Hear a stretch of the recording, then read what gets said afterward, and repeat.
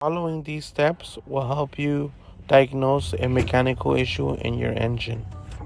2004 Taurus, cylinder 5 and cylinder 6 misfiring. At full throttle, car sputters. It's important to test a good compression to reference the bad compression if you don't have the information on the compression.